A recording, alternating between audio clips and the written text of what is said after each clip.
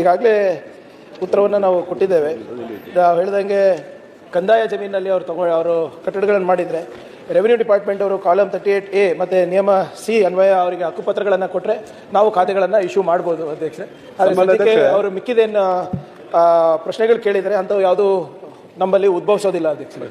ಸನ್ಮಾನ್ಯ ಅಧ್ಯಕ್ಷ, ಮಾನ್ಯ ಸದಸ್ಯರಿಗೆ ಮಾತನಾಡಿ ಇಲ್ಲ ಒಂದು ನಿಮಿಷ ಅವರಿಗೂ ಕೂಡ ಮಾತನಾಡಿದ್ದೀನಿ ಅಧ್ಯಕ್ಷ. ಅವ್ರು ಏನಾದರೂ ಬೇರೆ ಸಲಹೆ ಇದ್ರೆ ಇದ್ರ ಬಗ್ಗೆ ಅಧಿಕಾರಿಗಳ ಜೊತೆ ಚರ್ಚೆ ಮಾಡಲಿಕ್ಕೆ ಅವ್ರ ಸಲಹೆಯನ್ನು ಸ್ವೀಕಾರ ಮಾಡಿಬಿಟ್ಟು ಉತ್ತರವನ್ನು ಕೊಡಲಿಕ್ಕೂ ತಯಾರಿದ್ದೇವೆ ಅಧ್ಯಕ್ಷರೇ. ಅವರ ಪ್ರಶ್ನೆ ಬಹಳ ಸ್ಪಷ್ಟವಾಗಿದೆ ಅಧ್ಯಕ್ಷರೇ. ಅವರು ಕಂದಾಯ ಜಮೀನಿನಲ್ಲಿ ನಿವೇಶನಗಳನ್ನು ಖರೀದಿಸಿ ವಸತಿ ಮನೆಗಳನ್ನು ನಿರ್ಮಿಸಿರುವ ಬಗ್ಗೆ ಇದೆ ಅಧ್ಯಕ್ಷರೇ. ನಾನು ಹೇಳ್ದಂಗೆ ಕಂದಾಯ ಇಲಾಖೆದವರು ಅವರಿಗೆ ಸರ್ಟಿಫಿಕೇಟ್ ಕೊಟ್ಟರೆ ನಾವು ಅದಕ್ಕೆ ಈ ಖಾತಾ ಕೊಡ್ಬೋದು.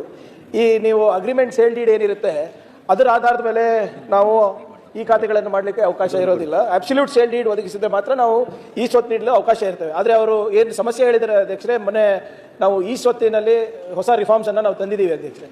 ಆಗ ಒಂದೊಂದಾಗಿ ನಮ್ಗೆ ಈ ಸಮಸ್ಯೆಗಳು ನಮ್ಮ ಮುಂದೆ ಬರ್ತಾ ಇದೆ. ಅವ್ರು ಹೇಳಿದಾಗೆ ಬರೀ ಕಂಪ್ನಿಗೆ ಸೀಮಿತ ಇಲ್ಲ, ನಿಮ್ಮ ಆಶ್ರಯ ಲೇಔಟ್ದು ಕೂಡ ಸಮಸ್ಯೆ ಆಗ್ತಾ ಇದೆ. ಮತ್ತು ಅವ್ರು ಹೇಳ್ತಾ ಇದ್ದಾಗೆ ಹಿಂದೆ ನಮ್ಮ ಪೂರ್ವಜರು ಯಾರೋ ಒಂದು ಲ್ಯಾಂಡ್ ಕೊಟ್ಟಿರ್ತಾರೆ, ಲೇಔಟ್ ಮಾಡಿರ್ತಾರೆ, ಅದಕ್ಕೆ ಯಾವುದೇ ರೀತಿಯಾದಂಥ ದಾಖಲೆಗಳಿರಲ್ಲ. ಈಗ ನಾನು ಬಂದು ಹೋಗಿ ಅದನ್ನು ಕ್ಲೇಮ್ ಮಾಡೋದು ಕೂಡ ಒಂದೆರಡು ಕೇಸ್ ಬಂದಿದೆ ಅಧ್ಯಕ್ಷರೇ. ಇದನ್ನು ಈಗಾಗಲೇ ನಾವು ಡಿಸೆಂಬರ್ 1 ಈ ಸ್ವತ್ತು ರಿಫಾರ್ಮ್ಸ್ ಮಾಡಬೇಕಾದ್ರೆ ಈಗ ಸುಮಾರು 2936 ಅಪ್ಲಿಕೇಶನ್ಸ್ ಬಂದಿವೆ. ಅದರಲ್ಲಿ ಕೆಲವು ಈ ಸಮಸ್ಯೆಗಳು ಕೂಡ ಉದ್ಭವ ಆಗ್ತಾ ಇದೆ ಮಾನ್ಯ ಗಣೇಶ್ ಅವರು ಹೇಳಿದ್ರಿಂದ.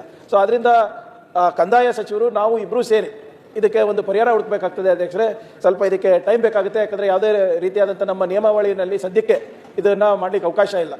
ಆಶ್ರಯ ಸಮಿತಿಗಿರ್ಬೋದು ಅಥವಾ ನಮ್ಮ ಈ ಖಾಸಗಿ ಜಮೀನಲ್ಲಿ ಇರ್ಬೋದು, ಅವ್ರದ್ದು ಏನಾದರೂ ಸಲಹೆ ಇದೆ ಅವರಿಗೂ ಕೂಡ ಒಂದು ಮೀಟಿಂಗಿಗೆ ಕರೆದು ಅವ್ರ ಸಲಹೆ ಕೂಡ ನಾವು ಪಡಿತೀವಿ ಅಧ್ಯಕ್ಷರೇ. ದಯವಿಟ್ಟು ಇದಕ್ಕೆ ಸ್ವಲ್ಪ ಕಾಲಾವಕಾಶ ಬೇಕಾಗುತ್ತೆ ಪರಿಹಾರ ಹುಡುಕಲಿಕ್ಕೆ ಅಧ್ಯಕ್ಷ.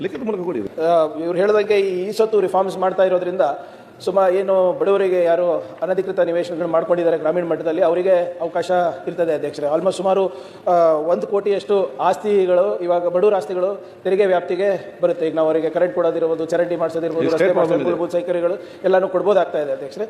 ಇವರು 2 ಸ್ಪೆಸಿಫಿಕ್ ಪ್ರಾಬ್ಲಮ್ ಏನು ಹೇಳಿದ್ದಾರೆ, ರೆವಿನ್ಯೂ ಅವರು ನಾವು ಕುತ್ಕೊಂಡು ಚರ್ಚೆ ಮಾಡಿ ಇದಕ್ಕೆ ಯಾವ ರೀತಿ ಪರಿಹಾರ ಕಂದಾಯ ಇಲಾಖೆದವರು ಮತ್ತು ನಾವು ಕೊಡ್ಬೋದು ಅಂದ್ಬಿಟ್ಟು ನಾವು ಮಾಡ್ತೀವಿ ಅಧ್ಯಕ್ಷರೇ. ಬಟ್ ಗ್ರಾಮೀಣ ಪ್ರದೇಶದಲ್ಲಿ ಅನಧಿಕೃತ ಲೇಔಟ್ಗಳೇನು ಆಗಿವೆ ಅದಕ್ಕೆ ಈ ಸ್ವತ್ತು ರಿಫಾರ್ಮ್ಸಿಂದ ಸ್ವಲ್ಪ ಮಟ್ಟಿಗೆ ಬಡವರಿಗೆ ಸಹಾಯ ಆಗುತ್ತೆ ಅಂತ ಸದನಕ್ಕೆ ತಿಳಿಸ್ಲಿಕ್ಕೆ ಬಯಸ್ತಾ ಇದ್ದೀನಿ. ಮತ್ತು ಮಾನ್ಯ ಸದಸ್ಯರ ಸಲಹೆ ಮೇರೆಗೆ ನಾವು ಮತ್ತು ಕೃಷ್ಣ ಬೈರೇಗೌಡರು ಮಾತನಾಡ್ಕೊಂಡು ಒಂದು ಪರಿಹಾರ ಕಂಡುಕೊಳ್ಳಿಕ್ಕೆ ಪ್ರಯತ್ನ ನಾವು ಮಾಡ್ತೀವಿ ಅಧ್ಯಕ್ಷರೇ.